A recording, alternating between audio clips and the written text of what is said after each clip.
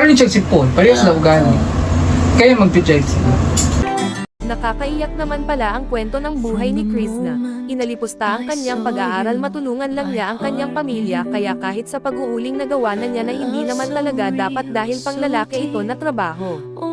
Sobra ang pag-aalala niya sa kanyang mga magulang, kaya kung maalala niyo po noong unang binigyan ni Sir Paul ng pera na sabi na ipadala niya sa kanyang mama, pambili nga daw nila ng bigas dahil baka wala na daw silang makain, at totoo mang pinadala ang naturang pera. Kaya dahil sa kanyang kabaitan, hiniling ni Sir Paul na kunin na lang siya para matulungan at maialis sa ganong trabaho at may mas maganda pang opportunity na para sa kanya. At syempre napatunayan nga ng mga taga PB House na mabait si Chris, na tulad nga ng sinabi ni Madam Yula na pareho daw sila umano ni Sir Paul ng ugali, kahit walang matira sa kanila basta may maibigay lang sila sa kanilang pamilya, kaya bagay na bagay talaga sila. Wala nang matira daw sa kanya para lang sa pamilya. Mabait. Parang yung si Paul, parehas na ugali. Kaya mag-jive sila. Nakilala natin si Chris, ang dalagang nag-uuling dahil sa labis niyang pagmamahal sa kanyang pamilya at para matulungan ang mga ito. Kaya kahit gawaing panglalaki, ay ginagawa niya. Bakit? Okay ka lang? Kayo iniisip niya hapon iniisip niya kayo baka wala kayong pagkain dito. O gapon nagpajikas gani og kwarta gapon. Nakuan mi pajikas sa gapon og kwarta niya. Papalit na bugas. Nigan po kasi namin siya kahapon. Sabi niya, ipapadala niya yun sa mama niya. At totoo nga, pinadala niya. O nagpalit mi ka po bugas og isda, sir.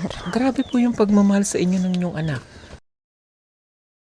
Bawat hakbang natin, panibagong simula. Pangako mo sa akin, di ka mawawala.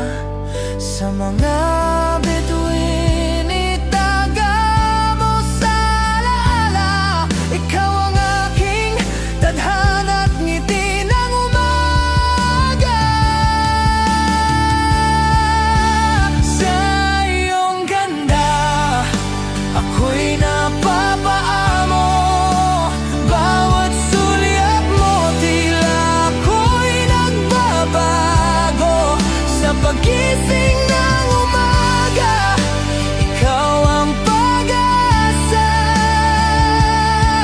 Mahal sa kalakhan,